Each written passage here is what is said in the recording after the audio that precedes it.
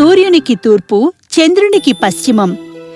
ఒకానొకప్పుడు ఒక పేద రైతు తన భార్య, పిల్లలతో దూర ప్రాంతంలో గ్రామంలోని ఒక చిన్న గుడిసెలో ఉండేవాడు. అతని కూతురు చిన్నది, పేరు రా. రా ఎంతో తెలివైన అందమైన అమ్మాయి.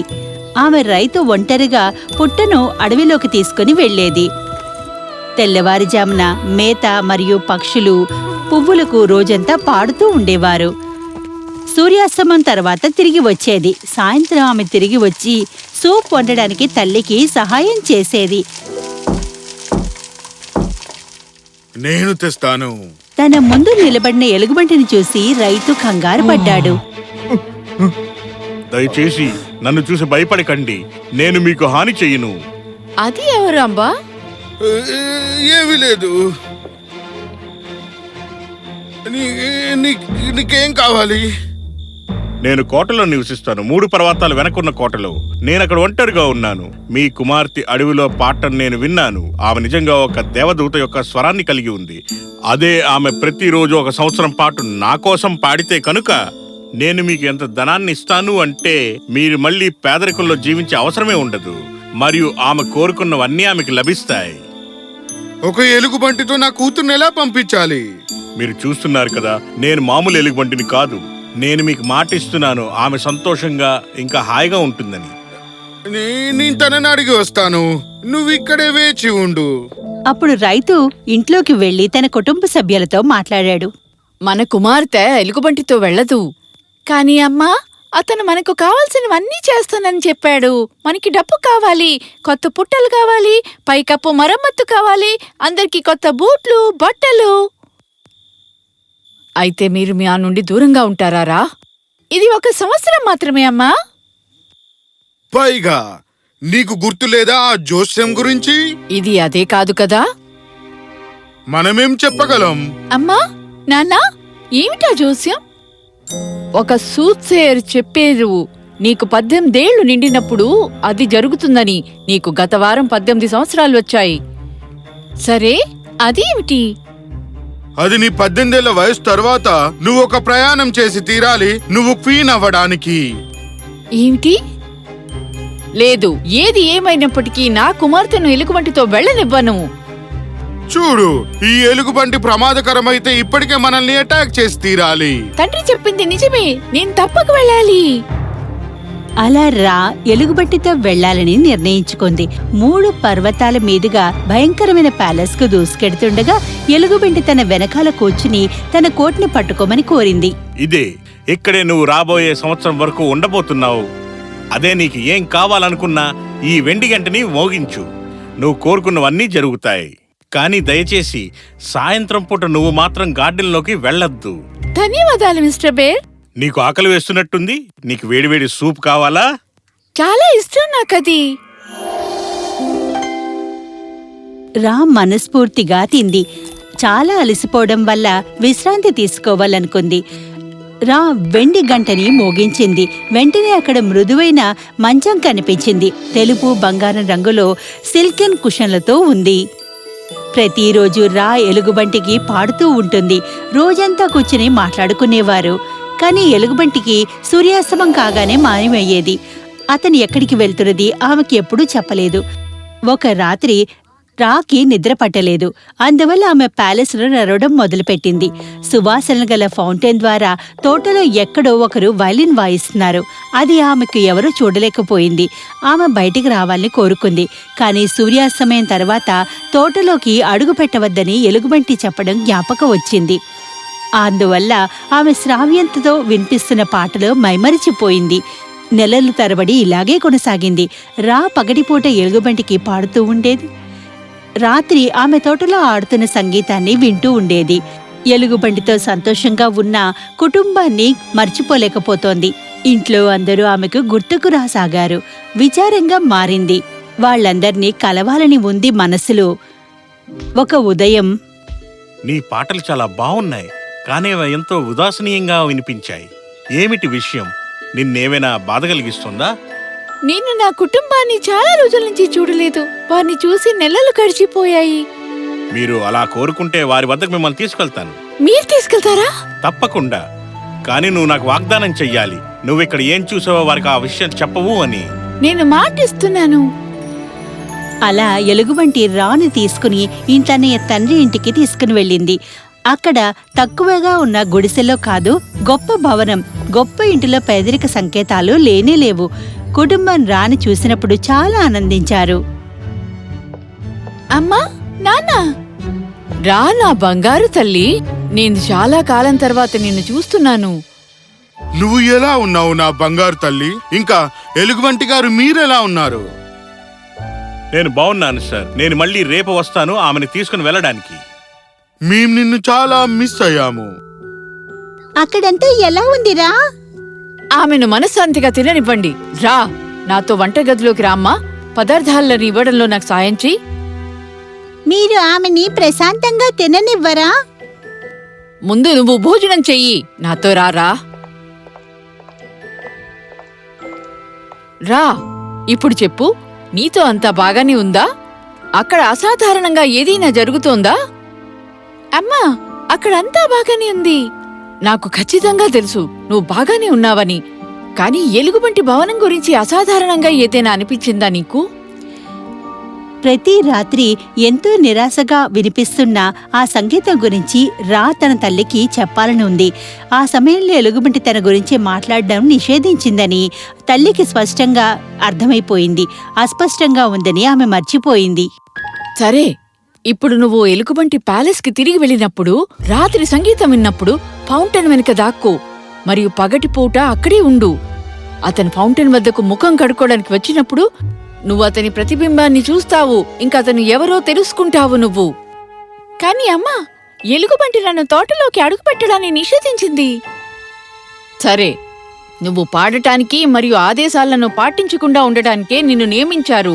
ఇప్పుడు నేను చెప్పినట్లు చెయ్యి. ఆ మరుసటి రాత్రి రా మళ్ళీ ఎలుగుబంటి ప్యాలెస్కి చేరుకున్నప్పుడు అలసిపోయినప్పటికీ సంగీతం వినిపించగానే మెలకువగా ఉండిపోయింది. అప్పుడు ఆమె ఫౌంటైన్ వెనక ఉన్న తోటలోకి టిస్టోడ్లోకి వెళ్ళింది.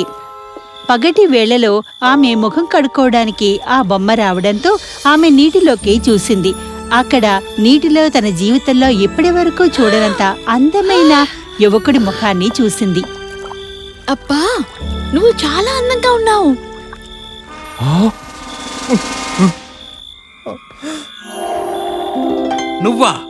నువ్వు నాకిచ్చిన మాట నిలబెట్టుకోలేకపోయావు. నన్ను క్షమించండి, నేను ఆసక్తిగా ఉన్నాను. నువ్వు అదే ఒక్క నెల ఆగి ఉంటే కనుక నాకు నువ్వు విముక్తిని కలిగించేదానివి. కానీ ఇప్పుడు నేను శాపముక్తుణ్ణి కాలేను. చూడండి, నన్ను క్షమించండి. నేను చేయగలిగేది ఏదైనా ఉందా? నేను ఇలా అవ్వడానికి కారణం విచ్ ఎలోరా. ఆమె నన్ను ఇలా శపించింది. నేను ఆమె కుమార్తెని పెళ్లి చేసుకోవాలని తాను అనుకుంది. ఎందుకంటే ప్రపంచంలో అత్యంత అందమైన వ్యక్తిని వివాహం చేసుకోవాలని ఆమె భావిస్తోంది. నేను నిరాకరించినప్పుడు ఆమె నన్ను శపించింది. ఇంకా 1 సంవత్సరం పాటు నా ప్రేమను వెతకాలని నాకు సమయాన్ని ఇచ్చింది. నువ్వు నాకు లభించేవరా, కానీ నువ్వు అంతటినీ నాశనం చేశావు. కానీ ఇప్పుడు నేను ఆమె కోటకు వెళ్ళాలి.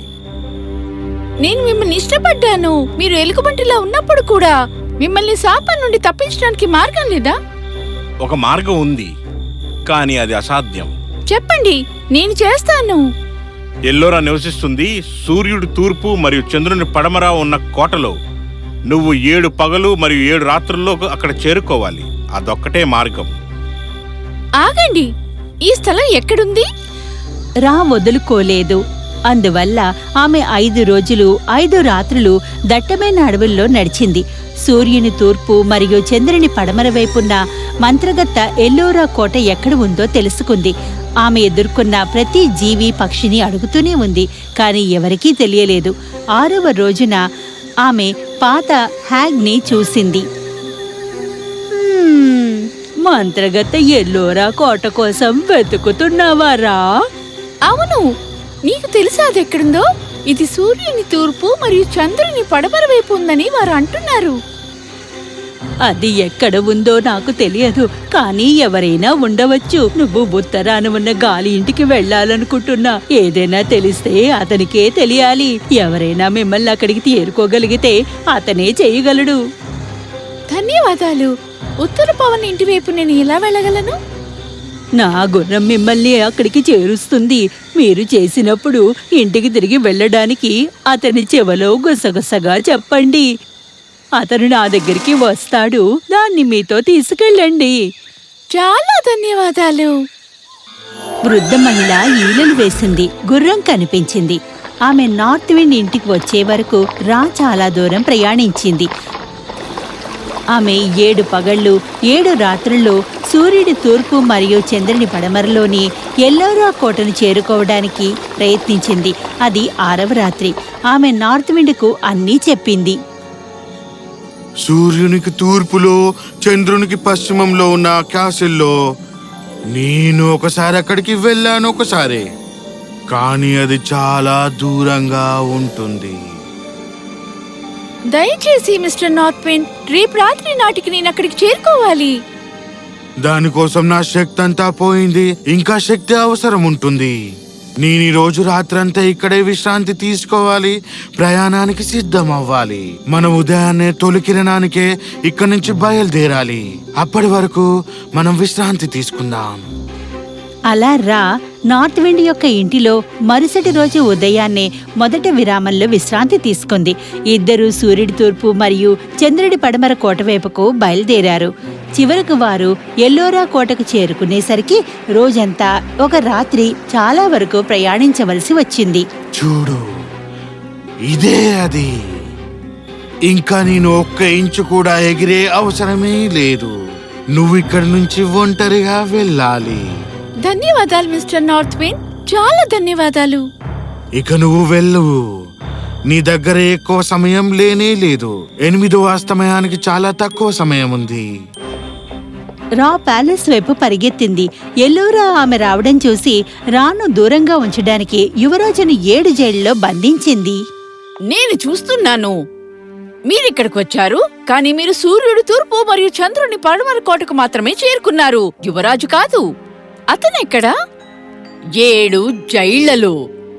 తెల్లవారకముందే మీరు అతని వద్దకు వెళ్ళగలిగితే మనం శాపం గురించి ఆలోచిద్దాం. జైళ్లున్న చోట నన్ను తీసుకువెళ్ళండి, అక్కడికి ఎవరిని రానివ్వకండి. చాలా మంచిది. కాబట్టి ఎల్లోరా గార్డ్లు ఆమెను 7 జైళ్ల వెనక్కి తీసుకుని వెళ్లి అక్కడే వదిలేశారు. అక్కడ 7వ జైల్లో యువరాజు ఉన్నాడు. ఆమె ఒంటరిగా ఉన్నప్పుడు రా వృద్ధురాలిచ్చిన కీని తీసి 7 తలుపుల్లో ప్రతి ఒక్కదాన్ని తెరిచి యువరాజుని చేరుకుంది. నువ్వు ఇక్కడికి చేరుకున్నావా? అవును, నేను నిన్ను చేరుకున్నాను. ఇప్పుడు మీ శాపం విరిగిపోతుంది. లేదు, ఇప్పుడే కాదు. ఎల్లోరా మరేదో పన్నాగాన్ని పన్నుతూనే ఉంటుంది. ఓహో, మీరు అతని వద్దకు వెళ్ళగలిగారు కదా? మంచిదే, చాలా మంచి ప్రయత్నం. కాబట్టి ఇప్పుడు అతను శాపం నుండి విముక్తి పొందుతాడు, నిజమేనా? మీరు నా కోటలో, నా జైలులో ఉన్నారు, మరియు నేను మిమ్మల్ని విడిపించాలని మీరు ఆశిస్తున్నారా? అతను నా కుమార్తెను వివాహం చేసుకోవాలి. అయితే శాపం యొక్క పరిస్థితి ఏంటి? నా శాపం ప్రకారం నా ప్రియురాలు నా వద్దకు 7 రాత్రులు 7 పగళ్ళు అయ్యే లోపు నా వద్దకు చేరుకుంటే నాకు నచ్చిన వారిని నేను వివాహం చేసుకోవచ్చు. సరే, 7 రోజులు మరియు 7 రాత్రులు ముగిసేలోపు మీ ప్రేమ మీకు లభిస్తే మీ వధువు మీకు వివాహం చేసుకోవటానికి తప్పనిసరిగా నెరవేర్చగల షరతును మీరు పెట్టవచ్చు. మరియు నా కుమార్తె నెరవేర్చలేని పరిస్థితి అంటూ ఏమీ లేదు. నేను నీ కుమార్తెని ప్రేమించటం లేదు. తను నాతో ఎన్నడూ సంతోషంగా ఉండలేదు ఎల్లోరా. ప్రేమ ఇవన్నీ అర్థం లేనివి. నీ పరిస్థితి చెప్పు. సరే, అప్పుడు ప్రేమే షరతుగా ఉండనివ్వండి. 2 వ్యక్తులు ఒకరినొకరు ప్రేమిస్తున్నప్పుడు వారి హృదయాలు ఒకదానితో ఒకటి కదులుతాయి. మరి సంగీతం కంటే మించిన మార్గం మరొకటేముందో నువ్వే చెప్పు. నా కుమార్తె అందంగా పాడుతుంది. షరతు ఆమోదించబడింది. కాబట్టి యువరాజు తన వయలిన్ కలిగి ఉండడాన్ని ఇది ఏర్పాటు చేయబడింది. ఎల్లోరా కూతురు వయలిన్తో పాటు పాడడానికి ప్రయత్నించింది. లా లా, మీరు నేను ఎప్పటికీ. లా లా. ఆపు, ఆ దౌర్భాగ్య శబ్దాన్ని ఆపు. ఇక ఇప్పుడు రా వంతు వచ్చింది. లా లా లా లా లా లా లా. మనిద్దరం ఎప్పటికీ కలిసే జీవించి ఉండాలి. ప్రిన్స్ వాయించాడు, రా పాడింది. వారు కలిసి ఒక అద్భుతమైన పాటని ఏర్పరిచారు. కాబట్టి ఎల్లోరా కూడా పారవస్యంలో ప్రవేశించింది. నాకర్థం కాలేదు. నా కుమార్తె కూడా అందంగా పాడుతుంది, కాని అప్పుడు ఆమె యువరాజుతో ఎందుకు పాడలేదు?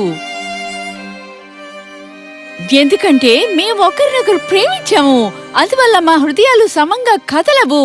అయితే రా, ఇంకా యువరాజు అలా చేస్తారు. వారిని వివాహం చేసుకుని అమ్మా శాపం నుండి విడిపించు. అలా ఎల్లోరా తన శాపం నుండి యువరాజును విడిపించింది.